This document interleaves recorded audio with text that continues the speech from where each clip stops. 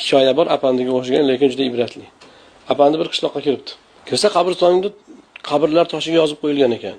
Falonchi, o'g'li pistonchi 1900 misol uchun 20-yil tug'ilgan, 1970-yil o'lgan, 10 yil yashagan. 1890-yil tug'ilgan, 1950-yil o'lgan, 15 yil yashagan.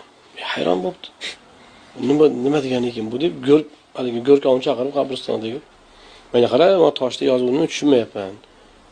Falon sanadan falon sanagacha yashagan deb yozyapsizlarda, keyin 70 yil, 80 yil umr ko'rgan odamga 10 yil, 15 yil, 5 yil yashagan deb yozyapsizlar. Bu nima degani? Desa, bizning qishloqda shunaqa odat bor. Biz qancha umr ko'rganini emas, necha yil solih, yaxshi ibodatda hayot kechirganini hisobga olamiz. Bu odam shu 5 yil yaxshi yashagan ekan, oxirati uchun foydali hayot kechirgan ekan, o'shini yashadi deb o'sha yilni ko'rsatib qo'yilgan debdi.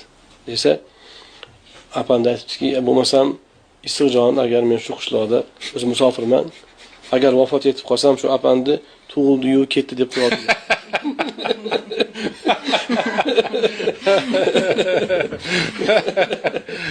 degan ekan. Bu hikoyada juda ibrat ko'p. Ko'p odam 70 yil, 80 yil umr ko'radi, tug'ildi-yu ketdi bo'ladi. Dunyoga nisbatan qarashimiz ana shunday, ya'ni chuqur. Allohning roziligini topib ketish, qanaqasiga bo'lsa ham. Pul topib bo'ladi boshqa. Bu haqiqiy hayot bo'ladi. Haqiqiy mazmun shunda bo'ladi. Qolgani o'tkinchi. Ming dording, faryoding babi o'tkinchi.